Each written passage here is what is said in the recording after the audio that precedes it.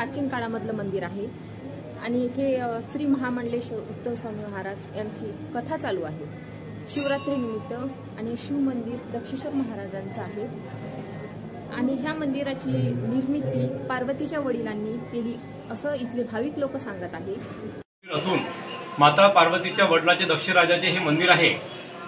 या मंदिराबाबत कोणत्याही पिढीला काहीही माहिती नाही, त्याच्यामुळे हे अत्यंत पुरातन मंदिर असून जागृत देवस्थान आहे। इथे प्राचीन मागील भागात मंदिराच्या मोठा होमकुंड असून इथे पण अनेक भाविक दर्शनासाठी जातात। तसेच या मंदिराची आख्यायिका अशी आहे की जो भक्त इथे मनोभावे पूजा करतो त्यांना साक्षात भगवान दर्शन देते आहे।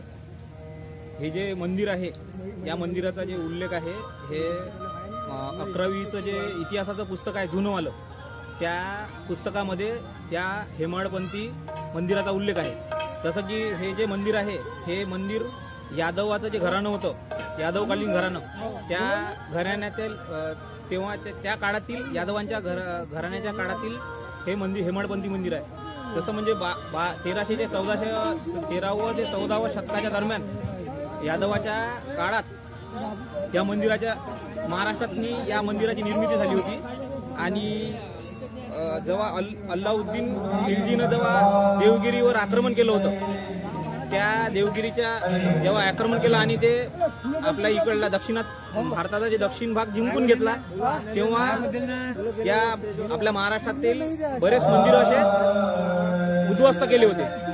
त्यातलंच त्या इतिहासाला बोलून जर आपण हे केलं तर यादवाची जी सत्ता होती या यवतमाळ जिल्ह्यापर्यंत होती असं आपण म्हणू शकतो।